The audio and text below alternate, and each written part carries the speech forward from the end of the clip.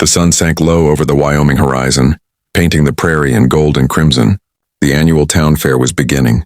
Laughter, fiddles, and lanterns glowing in the dusk. Caleb Walker, a quiet rancher with weathered hands and tired eyes, watched from afar. He hadn't danced or spoken much since his wife's death 5 years ago. People in town respected him, but none truly knew him. He came each year only to sell horses, then leave before the music began. This year, though, fate had something different waiting just beyond the crowd. Near the pie stand, a young woman stood nervously clutching a lace bonnet. Her name was Clara Hayes, the new schoolteacher in town. Her students had begged her to attend the fair, but she felt out of place among the laughter and couples. When she tripped over a loose board and dropped her basket, strong hands caught her before she fell. "Careful there," a gentle voice said. She looked up. It was the tall, quiet rancher everyone whispered about. "Oh, thank you," she stammered. Caleb smiled faintly. "No harm done, ma'am." Clara brushed the dust off her skirt, cheeks flushed. "You're Mr. Walker, right?" "The horseman?" Caleb nodded. "That's what they call me." She smiled, gathering her courage. "Well, Mr. Walker, would you be my date for one day?" The word surprised even her. The crowd buzzed around them, oblivious. Caleb blinked, unsure if she was joking. "Your date?" he repeated. Clara nodded with an awkward grin. "Just for today. The fair, the dancing, nothing more. I've no one to go with." Caleb hesitated, then chuckled softly. "Reckon I've got no one either." They walked side by side through the fairgrounds, the scent of roasted corn and sweet cider in the air. Clara's laughter was light and warm, breaking through Caleb's usual silence. She coaxed him into a game of horseshoes, where his quiet precision won her a ribbon prize. "You're a natural," she teased. Caleb smiled shyly, unused to such company. "Spent my life throwing things at fence posts," he said. She laughed again, and something in his chest stirred, something long buried under years of loneliness and dust. As twilight deepened, the fiddlers began tuning their instruments. Couples gathered on the dance floor under strings of lanterns. Clara turned to Caleb, eyes bright. "Do you dance?" she asked. He shook his head. "Ain't danced since my wife passed." Her expression softened. "I'm sorry." He shrugged slightly. "It's all right." After a moment's pause, she extended her hand. "Then maybe it's time you remember how." Caleb hesitated and then took her hand.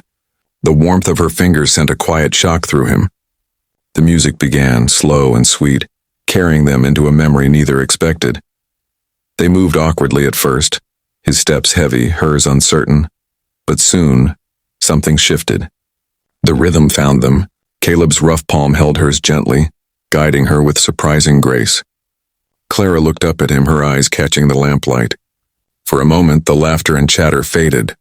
It was just them, two souls finding a rhythm that felt like home. When the song ended, Caleb stepped back, tipping his hat. "Thank you, Miss Hayes," she smiled softly. "No, thank you, Mr. Walker." Later, they sat near the fence overlooking the fair. Fireflies blinked across the meadow.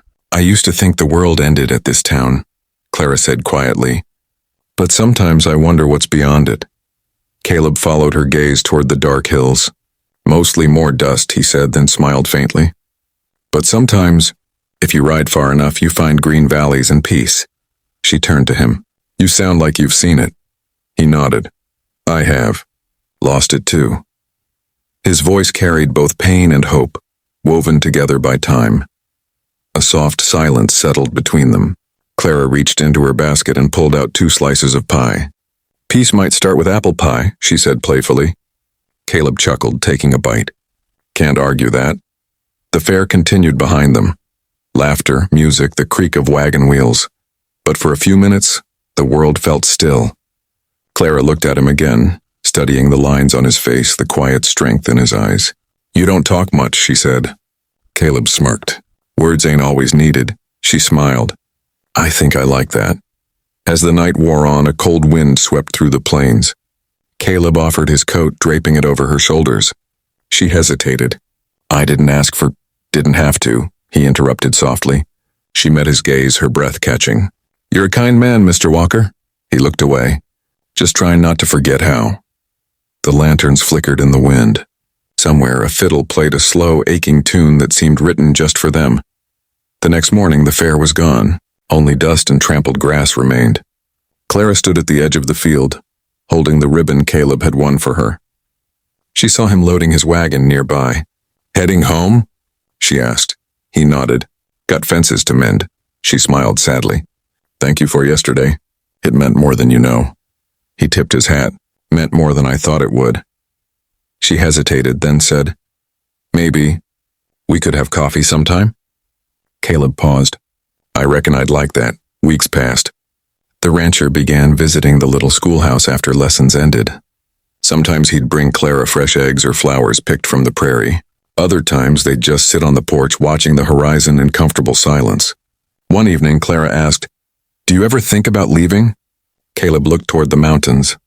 "Used to. But now I think about staying." She smiled faintly. "Because of me?" He grinned. "Because peace ain't a place and it's a person."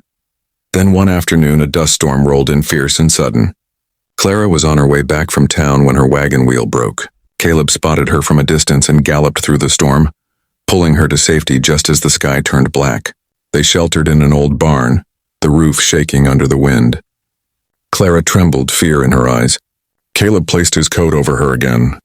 "You're safe," he whispered. She leaned against him, whispering, "I never thought anyone would come for me." He smiled softly. "I always will." When the storm cleared, the plains were washed clean. Mud glistened under the sunrise. Clara looked at him, tears in her eyes. "I asked you to be my date for one day," she said quietly. "But you stayed far longer." Caleb laughed. "Reckon one day just wasn't enough." They stood there, silent as the world awoke. Two souls who had found something deeper than chance. By summer, they married under the oak tree beside the ranch. The town gathered, even the sheriff and the blacksmith's wife. Clara wore a simple white dress. Caleb wore his best hat. When the preacher asked if they promised to stand by each other through every storm, Caleb simply said, "Already have." The laughter that followed was warm and real. And for the first time in years, Caleb danced again, not out of memory, but out of joy. Years later, they still sat on that same porch, hand in hand, watching the sunset fade over the prairie. Children's laughter echoed from the barn, and the world felt gentle again. Clara looked at him and said, "You know, Mr. Walker, I only wanted a date for one day." He smiled, eyes soft beneath the brim of his hat. "And I gave you forever."